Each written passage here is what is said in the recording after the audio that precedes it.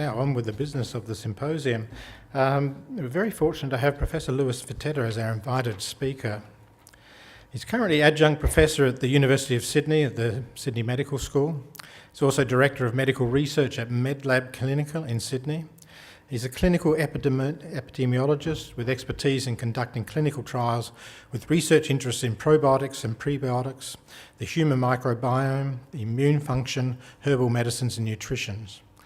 Lewis is a graduate in biochemistry from Monash and obtained his PhD from the University of Melbourne's Faculty of Medicine in the Department of Surgery, where he studied the epidemiological and etiological factors of biliary disease. He also studied medicine in his native country, Argentina. So the topic of Lewis's talk tonight is the challenge of the microbiome in human health and disease, and please welcome him to the stage. Okay, good afternoon. Firstly, I'd like to acknowledge the traditional owners of this land as to where we meet here today, and to say that I'm very humbled to actually be invited to provide you with a broad overview of some of the research that is going on today in the human microbiome, and hopefully it may lead to significant discussions between you, researchers that I think are the future to look at the human microbiome for health and disease. Okay, I can't really start this without saying that there is no life on this planet without water and bacteria. These are synonymous for life on this planet. The bacteria have been around for some 3.6 billion years, and they're everywhere. You can find them in the deep oceans.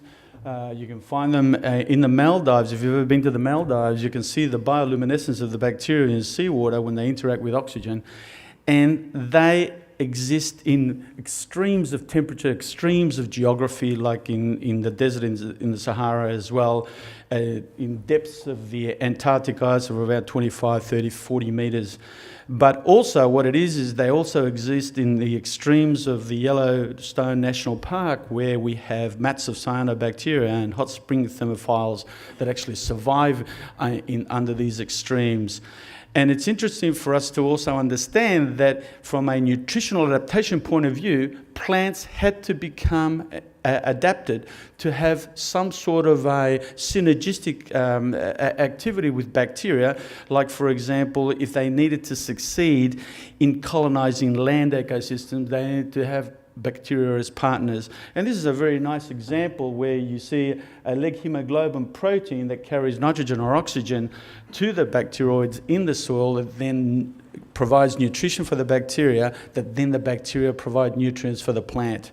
And this is important because recently, one of these very strong and quickly growing plants, the poplars, rely on microbes on their leaves to fuel their growth. So it's significant that we really see bacteria as being a primordial mover of life on this planet. Now, with respect to the final frontier, the human microbiome, who are we really? And in around 1990, the Human Genome Project began in the United States National Institute of Health, that provided us with information as to what the human DNA genome would look like. At that time, it was thought that the human genome possessed more than 100,000 genes, and what we find is that it's really more around 25 to possibly 32,000 genes.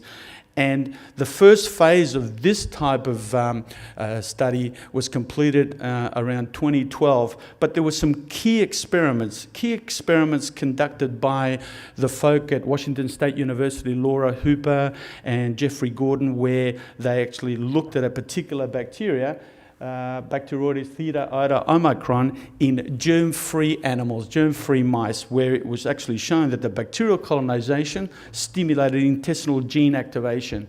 These bacteria adhere close to the intestinal epithelia, basically stimulating development, transport, and immunoprotective factors that allow immune maturation. This is bacteria teaching an animal cell the language of molecular biology.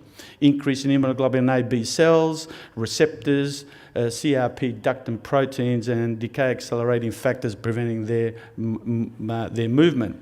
Similar type of experiments, again with bacterial colonization and clinical disease in commensal bacteria, interacting with a toll-like receptor 9, whereby this particular type of experiment actually showing all the different types of immune organs that there are, and in particular note the dendritic cell that acts very much like a traffic cop and extending its processes into the lumen of the bowel, and actually then I guess deciding what kind of pro and anti-inflammatory activity is going on in order to produce the homeostasis that is regulated by the Treg cells, promoting tolerance and down-regulating inflammation. There are a lot of these kinds of studies for immunological defects that have been associated with a number of different immunological areas in defects that these germ-free mice have actually been subjected to. And what is all this?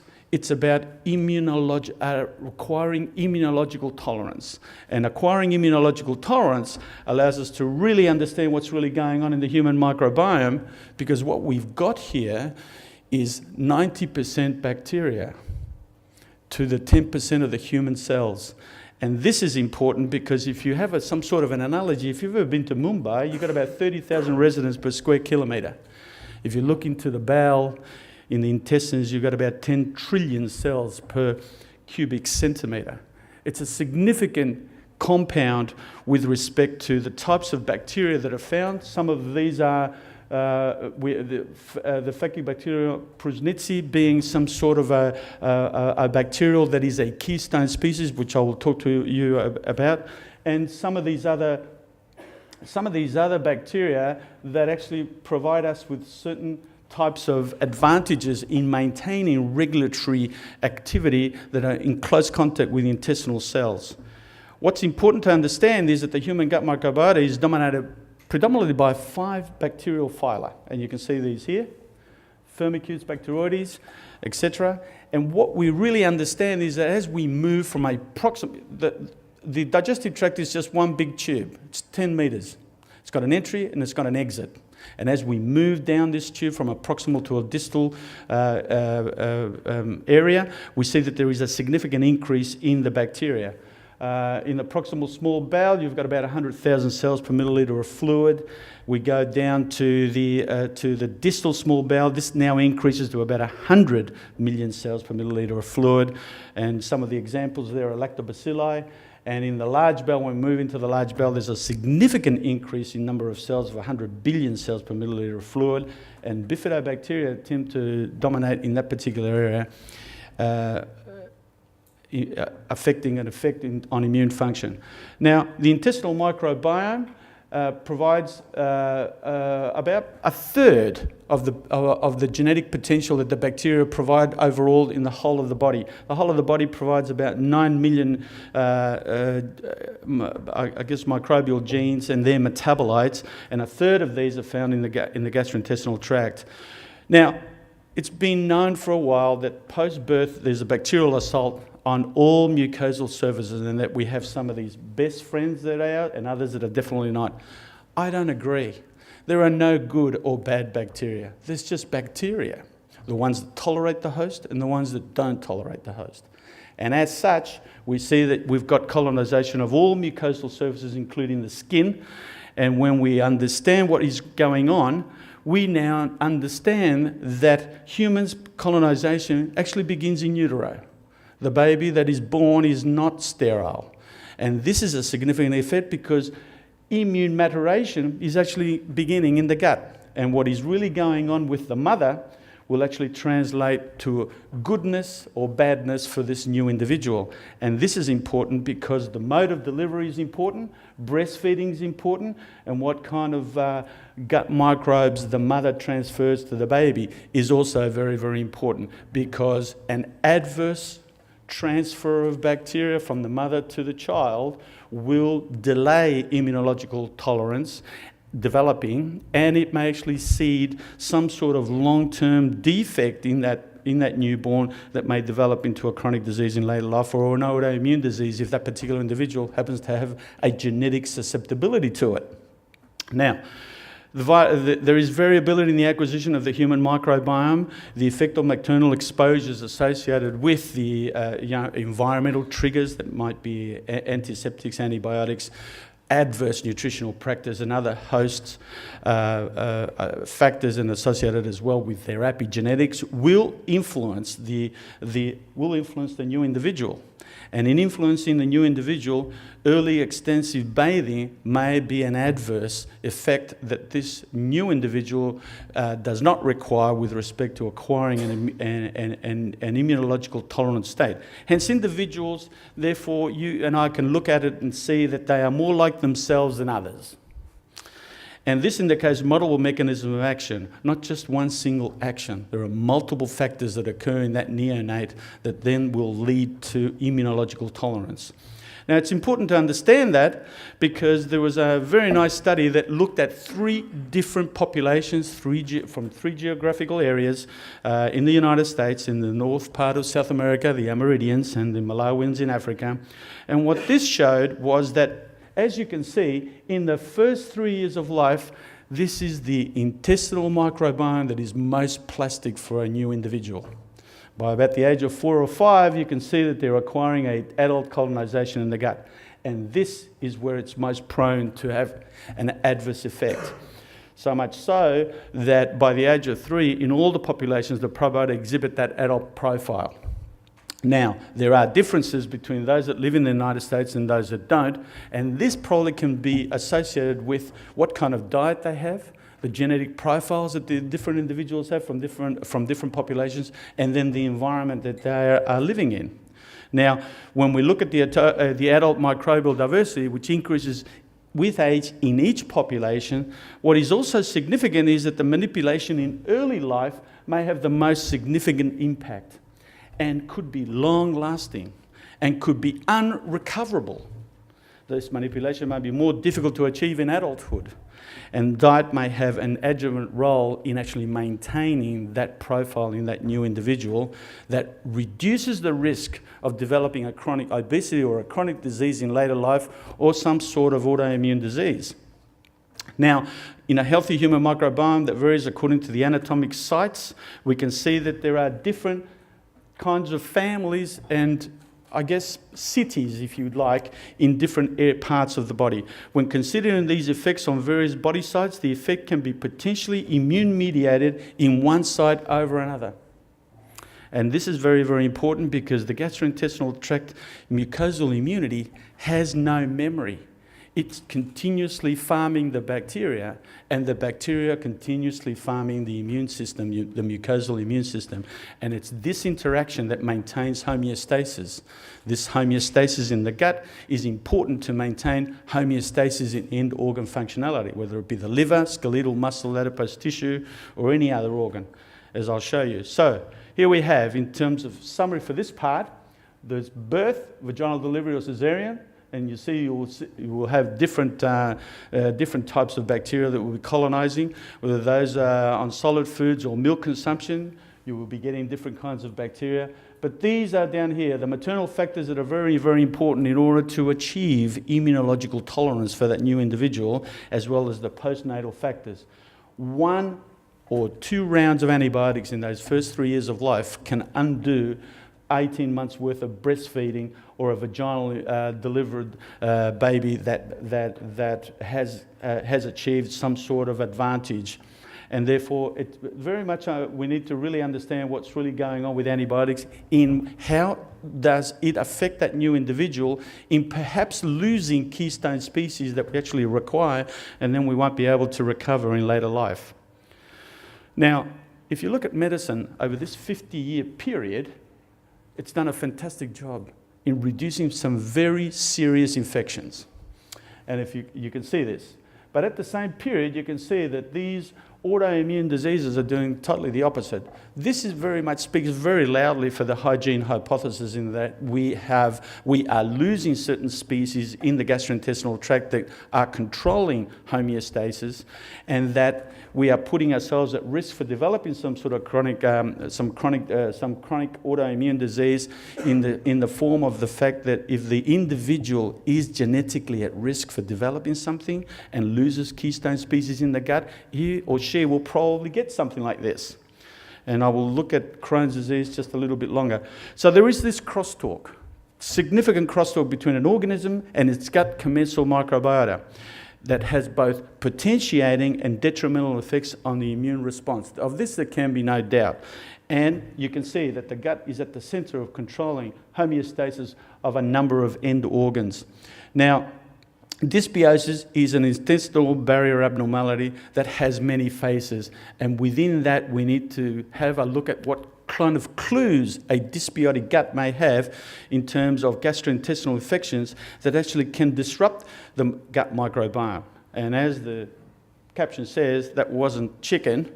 And when you have a look at gastrointestinal dysbiosis, it results from significant perturbations of the intestinal microbiota from a number of environmental factors that include dietary, host genetics, type of lifestyle, diet and stress. Stress is also a major predominant factor. I've been in medicine for 30 years. Anybody that tells me that they haven't got any stress, they are not being truthful. Everyone has stress. Anybody that doesn't have any stress, the only people I know that haven't got any are the people that have died. Everybody else has got something going on. And if you work at a university, you've got stress.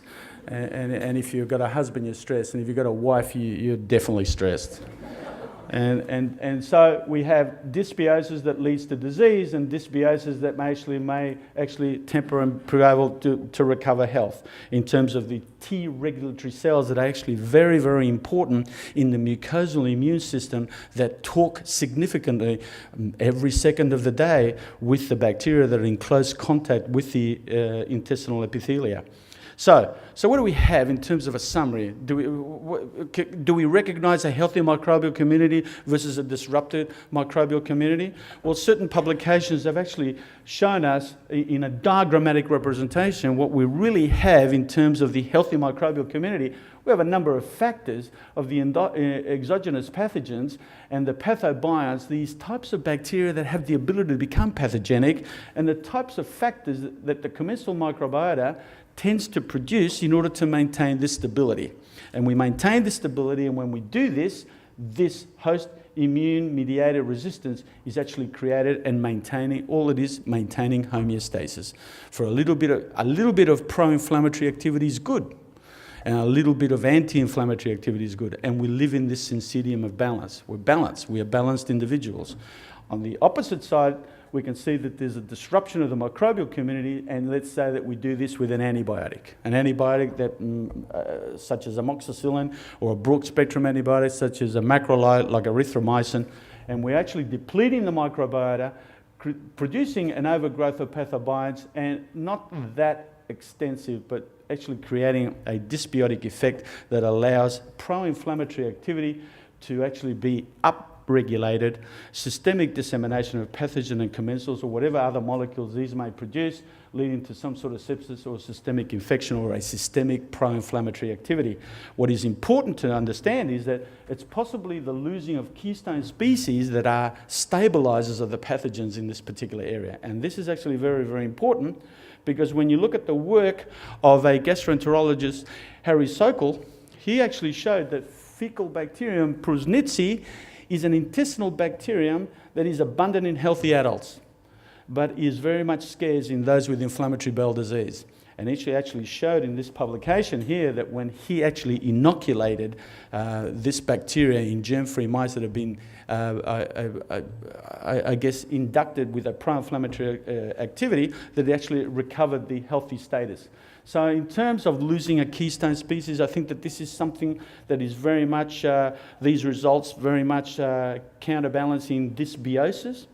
Using this bacterium as a probiotic is a promising strategy in Crohn's disease treatment.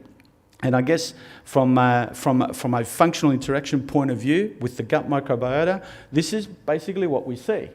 And we see that the gut microbiota has an altered composition, altered fermentation. Fermentation is very, very important in the gut. The commensal bacteria produce secondary fatty acids like butyrate, acetate, propionate, and in certain concentrations, these tend to signal very favorably the epithelia and the mucosa to maintain homeostasis in the gut, that then translates to a better homeostasis control of an end organ, such as the liver. And when this is off, increased inflammation, increased short-chain fatty acid deposition in the liver that may lead to non-alcoholic fatty liver disease or some sort of steatosis. Adipose tissue with increased inflammation. Muscle, less utilization of fatty acid oxidation, and certainly the epithelia in the gastrointestinal tract with increased permeability of the epithelium that is actually promoting dysbiosis. So it's important to really understand that when we talk about gastrointestinal dysbiosis, we're talking about a gut barrier abnormality of the epithelia, that in states of obesity or type 2 diabetes have been shown that if you have a metagenome-wide association of these, it's an assessment and characterization of the gut microbiota. Still today, we don't have a clear understanding of what is a good gut profile versus what is a disease gut profile. But what we do know is that if you have a high bacteroid debts to firmicutes ratio, that tends to be healthy. And if it's the opposite, that tends to be unhealthy. And what we then see in very elegant experiments with twins, obese twin versus a lean twin, we see high firmicutes to bacteroides ratios, a decrease in the butyrate-producing bacteria, such as the F. prusnetzi. And what we see also is that we have opportunistic pathogens that are being increased in the gastrointestinal tract and increasing digestion of complex carbohydrates that then leads to adiposity and weight gain. And you can see in this very elegant experiment, when we transfer an obese twin's microbiota to the recipient mouse, it becomes fat. And when we transfer a lean twin's fecal microbiota to a recipient mouse, it actually stays lean. This very much speaks very loudly that the bacteria are actually controlling types of molecular compounds that are leading to changing energy production and absorption in the recipient. Now, the Clostridia difficile is an unruly namesake because we also know that Clostridia are a pathogen. This is a spore-forming gram-positive anaerobic bacillus that produces toxins, and these can actually increase disease, gastrointestinal disease, and often with severe complications that actually lead to death. So independent research from various laboratories have actually shown that microbes that seem important for gut health and a balanced immune system, they come from the branches of the Clostridia group. So you can see why the unruly namesake. And these clusters here, where F. prusnetzi belongs to cluster 4, are involved in controlling gastrointestinal pro- and anti-inflammatory activity that leads to immunological tolerance in the early years and then maintains that homeostasis in the gut. Losing these keystone species, again, a risk of being repetitive, puts us at risk for developing some sort of chronic disease in later life. The Clostridia-related bacteria, another one of these is a segmented filamentous bacteria. It lives very, very close to the intestinal epithelium and is associated with actually maintaining a regulation of anti- and pro-inflammatory activity. A single commensal species has been found by Honda in Japan et al. Actually shows that can skew the phenotype of mucosal CD4 plus helper T cells, specifically enhancing the development of this interleukin 17 and 22 and the helper T cells to maintain immunological tolerance and homeostasis in the gut. It's important to understand this because then Finlay, what he did in early life antibiotic-driven changes in the microbiota actually increased the susceptibility to allergic asthma.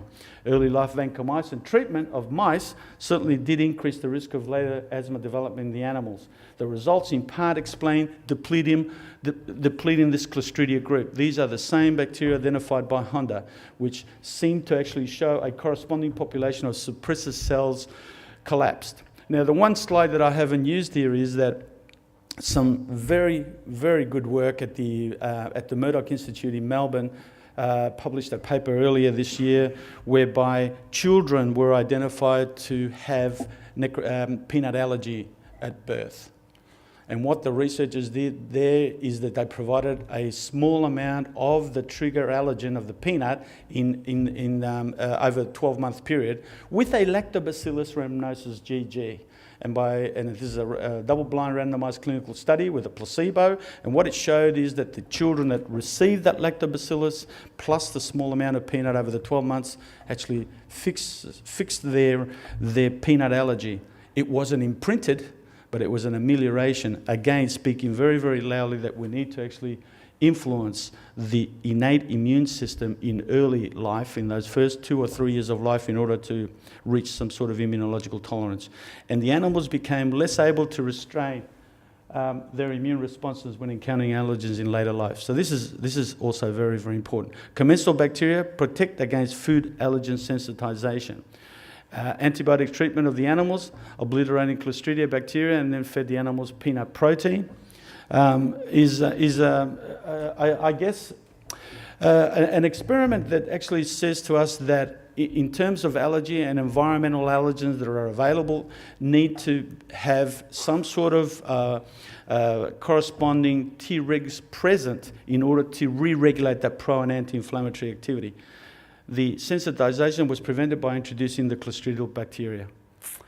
A key difference between mice with and without the Clostridial clusters was how many mucus-secreting cells they possessed. Animals that harbored the Clostridium clusters expressed more mucus. So the bacteria that then produce more mucus tend to actually provide a better or a reduced effect to the allergen by increasing the sensitization. Now, if you look at the elephants in Africa or in the savannah, they protect the savannah by knocking the trees down. And as they knock the trees down, the other animals are able to feed on these trees, maintaining the ecosystem.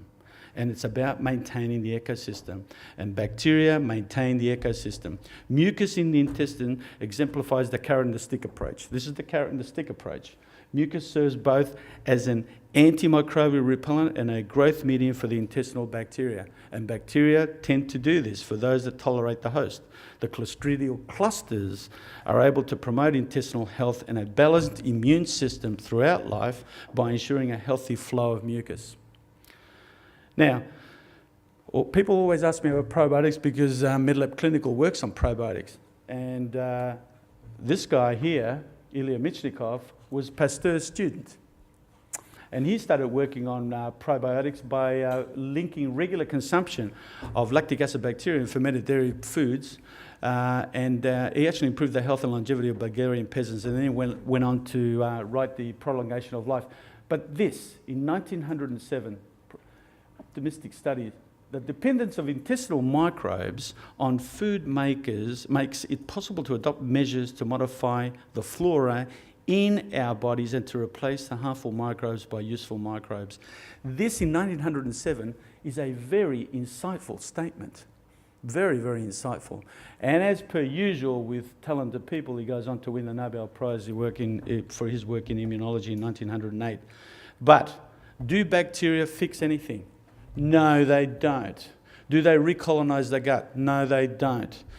Can they influence multiple metabolic connections? They can, but it's limited.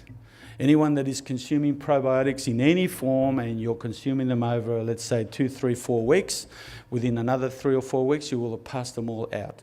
So they are not a panacea to fix everything, even though people talk about them and they're all over the place.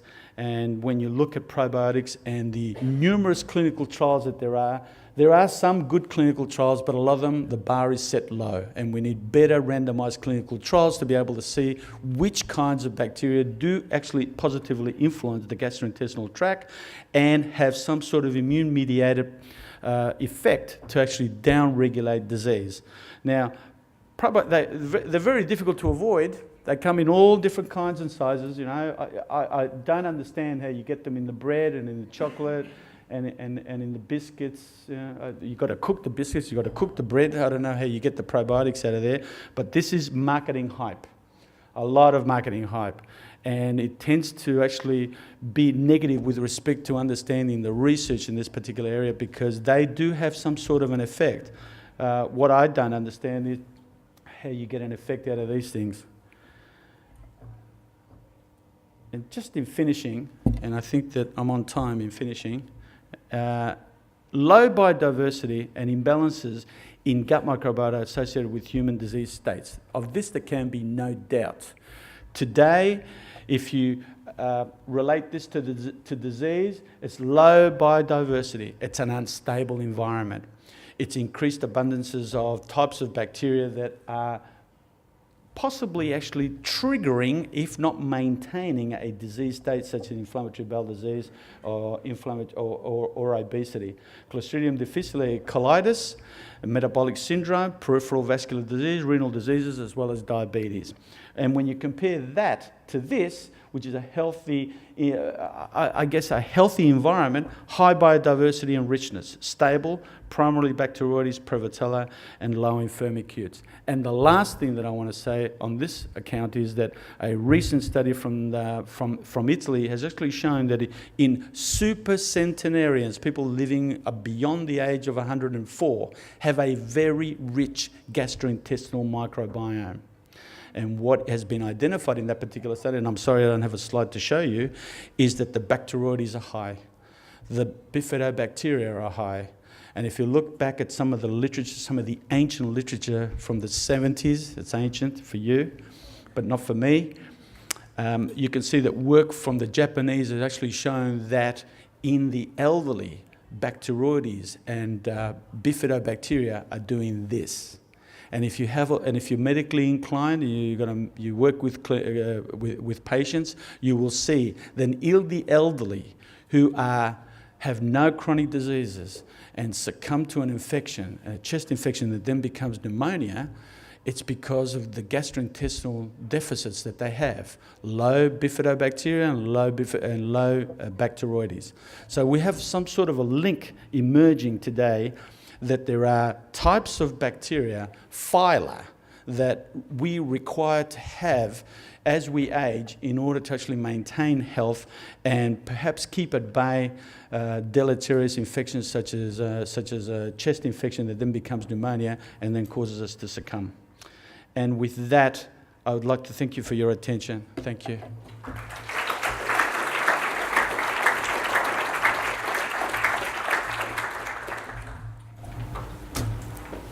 Thank you very much, Lewis, for a fantastic talk. We'll take a few questions if there are some from the audience. I might start the ball rolling. You mentioned that ingesting probiotics is of dubious benefit, but how does that differ from fecal transplants, which I believe are? This is a very good question. Tom Barodi is a very good friend of mine. He's been working on fecal microbial transplants since the late 80s. Fecal microbial transplants is a very good method for clearing Clostridium difficile diarrhea. It's very efficacious for that. But in helping people that have got an irritable bowel syndrome or an inflammatory condition such as ulcerative colitis or Crohn's disease, there's less efficacy that's been shown. What I know, I've been to a couple of conferences in the United States where they have shown that there is a lot of efficacious effects, but the problem is that one needs to identify a close relative before you can actually transfer that fecal microbial sample to another individual, and that particular individual doesn't have any of the genetic predispositions to developing some sort of autoimmune or chronic condition. A recent case showed that the mother that donated a fecal sample to the daughter to improve her colitis became obese within 6 months. Now, there are people working on giving a pill for this, all right, a poop pill. And there is evidence to continue doing this, but at the moment, the evidence is good for clearing up Clostridium difficile diarrhea, which is a very dangerous hospital infection that can take your life. But with respect to inflammatory conditions, the evidence is still, we require more evidence. So you were talking about probiotics and how generally the ones that you can buy over the counter don't stick around. Do you think, I mean, most of those come from fermented milk and dairy products. They're not necessarily isolated from the gut. So do you think it's just a matter of finding the right species or strains that are more well adapted to actually hang around? No, look, that's a very good question.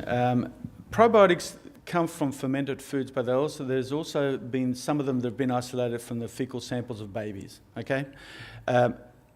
I work on probiotics because I choose to do something different to what everybody else is doing, okay? And I can tell you unequivocally that they will not fix everything, but they are a medicine.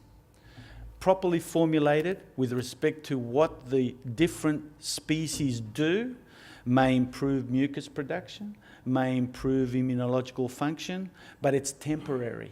It's like a medicine. You take a Panadol for a headache and it'll last for a little while and then that's it. This is what they are, and they don't recolonize the gut. My problem with probiotics is that people self-medicate because they think it's a panacea to fix everything, and I don't agree with that. We do a lot of very hard-nosed research with probiotics, and you should see the hype from companies that sell. Like, for example, that if you don't take the right probiotics, you're actually increasing your D-lactic acidosis. And if you're not taking the right probiotics, you don't have an antioxidant effect. There is no antioxidant effect for probiotics, and nor do they will give you D-lactic acidosis unless you are a recipient of a short bowel syndrome. You've had 3 or 4 meters of your bowel removed, then you don't have enough room or enough space to be able to digest complex carbohydrates, and that will then increase your D-lactic acid in your bloodstream. And then if you take a probiotic that produces D-lactic acid, yes, you'll increase that level. But if that does that lead to disease? Well, it'll lead to a D-lactic acidosis. And if it gives you chronic fatigue, it may produce chronic fatigue in some, not in others. That's a risk. Other than that, it's all hype. In particular, when you put it in biscuits and you cook the biscuits and you cook the bread and you cook the chocolate, they're very, very different things. Now, in favour of those people that do the research in this area, all right, some big companies do this research in this area. They're not doing this research because they think, oh, we're just going to get involved in the hype. They're doing the research because they find certain benefits, okay? We just need to do this in very well design clinical studies so that we actually see the effect if there is really one there to be had. The one that I think that has a lot of evidence attached to it is to prevent antibiotic-associated diarrhea. And there are 15, 16 very nice double-blind randomized clinical trials in that respect. And if you're a clinician today and you're not prescribing a multi-strain probiotic with any antibiotic, well, then you just don't want the evidence. You talk about wanting the clinical evidence, but you're not wanting it because you're just, putting it to one side. That's one thing that I really think is important. Other things, jury's still out. You talked about relationships between biodiversity and health, and you mentioned a couple of phyla there. But to what extent do you think it would be perhaps better or different to look at those relationships from a point of view of functional genes rather than taxonomy of microbes? And do you think maybe that could drive advances in different directions rather than just talking about taxa? Yep, I agree. Once the techniques become malleable with respect to cost, I think that's one way to go. Very, very true. I've got a colleague here who is in bioinformatics, and I think that that will be a very nice connection. But there's a caveat here. Maybe the bacteria have got nothing to do with anything, and the bacteriophages are much more important. Bacteriophages infect lies the commensals as well as the pathogens. They don't do anything to the human cells, right? But the bacteriophages may be contributing pieces of DNA that produce certain molecules that we still don't know about that actually are maintaining that homeostatic state. So maybe that's the way to go, because I'd like to see more work on the bacteriophages rather than actually just looking at the bacteria, because I think that you're right. The genes in the bacteriophages may actually be much more important. We should probably move on. We're standing between these guys and a drink. I'm going to ask one other question. Given that at least some of the effects of the gut microbiota are due to short-chain fatty acids, should we all be just swigging vinegar? Yeah, look, yeah, absolutely. Not necessarily vinegar, but fermented foods. We are a primordial species. Compared to the bacteria that have been around for 3.5, 3.6 billion years, well, we've been around, what, 600 years? And fermented foods are associated with a lot of epidemiological studies, in particularly in China and Japan, that maintain health. And all they're doing is maintaining the gut microbiome. And if you look at the epidemiological studies, say from men that moved from Shanghai to Detroit, within 1 generation or 2 generations, they have got the same incidence risk for prostate cancer, because they're leaving their fermented foods behind and adopting a US diet. Same thing for women that move from Japan, Tokyo, to Hawaii. They have a lot of fermented food products consumption in Japan. They change their diet in Hawaii, and within 2 generations have now got the same risk of developing breast cancer as the local population. So yes, there are molecules that from fermentation, bacterial fermentation products that actually talk to the intestinal immune system in a bidirectional flow of information that maintains homeostasis. So it's important, yes. Okay. Thanks very much. Would you please join me again showing our appreciation?